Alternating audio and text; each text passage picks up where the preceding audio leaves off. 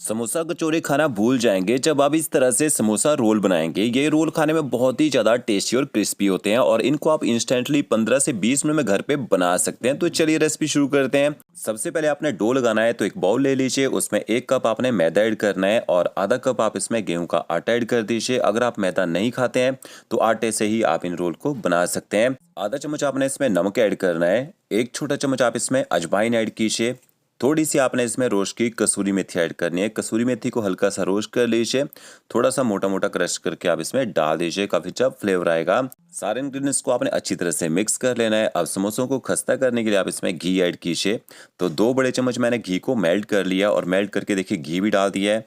घी को आपने अच्छी तरह से मिक्स कर लेना है। 1 से 1.5 मिनट तक आप घी और मैदे को अच्छी तरह से मसल भी लीजिए। तब तक मसलना है जब तक घी और मैदा अच्छे से बाइंड ना हो जाए। तो ओके, देखिए इस तरह से आपने ना चेक कर लेना है कि घी और मैदा अच्छे से बाइंड हो रहे हैं नहीं हो रहे हैं। तो बाइंडिंग आ चुकी है। अब आपने इसमें पानी ऐड करना है। तो जब भी आप डो लगाएं थोड़ा सा टाइट डो लगाना है और डो लगाते टाइम पानी आपने थोड़ा थोड़ा करके ऐड करना है इसमें। ये देखिए इस तरह से थोड़े से मैदे को मिक्स कर लीजिए, फिर ऊपर से थोड़ा सा पानी स्प्रिंकल कीजिए और इस तरह से आपने देखिए मैदे को इकट्ठा कर लेना है। अब आपने ना इस डो को ज़्यादा गूंदना नहीं है, इसको आपने सिर्फ मिक्स करना है। हल्का सा ना 1 से 1.5 मिनट तक ना मसल लीजिए, जैसे क्रैक्स खत्म हो जाएंगे ऊपर से कवर कर दीजिए। 10 से 15 मिनट का आपने इसको रेस्ट देना है, तब तक मसाला बना लीजिए। 6 से 7 आपने बॉयल आलू लेने हैं और आलू को आपने ना ग्रेट कर लेना है। ग्रेटर की मोटे वाली साइड से आप इनको ना ग्रेट कर लीजिए, या फिर मैशर हो तो आप इनको मैश भी कर सकते हैं।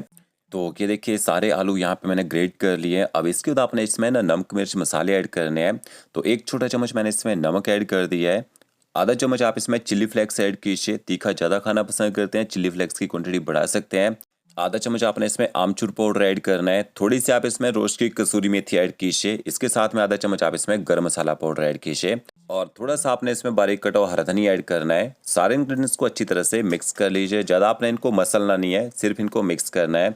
आप चाहे इनको तड़का लगा के पका भी सकते हैं, बट इतना टाइम ना हो तो आप इनको सिंपल तरीके से देखिए इस तरह से मिक्स कर लीजिए।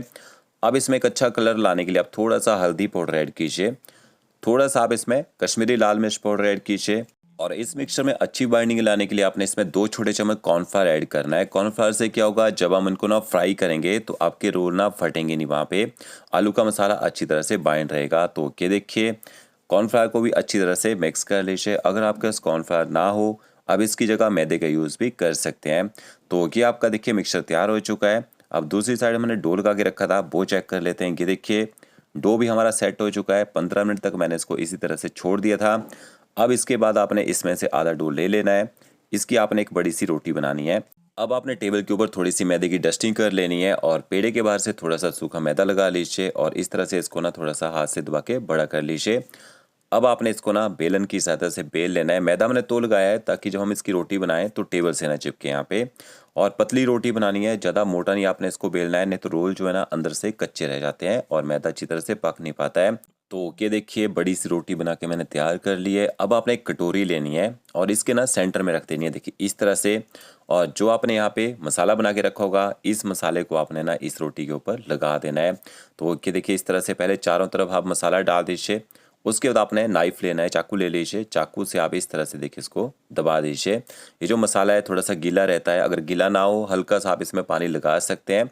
और इस तरह से सारे रोटी के ऊपर देखिए मसाला मैंने लगा दिया है। इसके बाद सेंटर में जो आपने कटोरी रखी होगी ना, इसको आपने हटा देना है और इसके आपने कटिंग करनी है। तो क्या देखिए पहले इसके 1 के 2 पीसेस कर लीजिए, उसके 4 पीसेस करने हैं।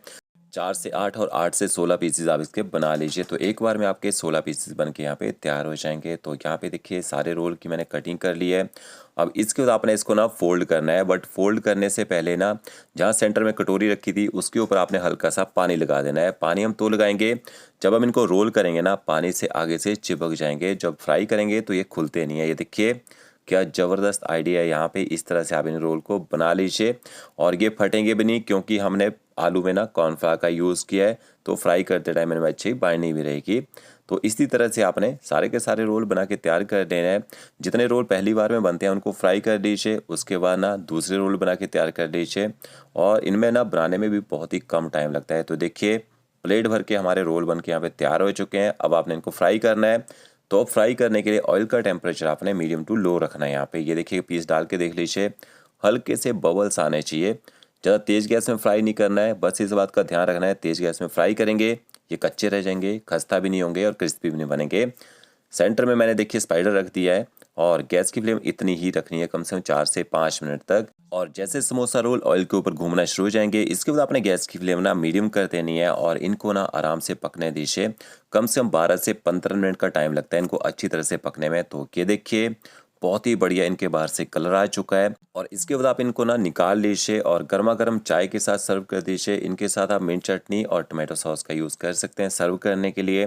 तो फ्रेंड्स, अगर आपको मेरा वीडियो अच्छा लगा होगा, लाइक शेयर कमेंट जरूर कीजिएगा। Okay friends, thank you.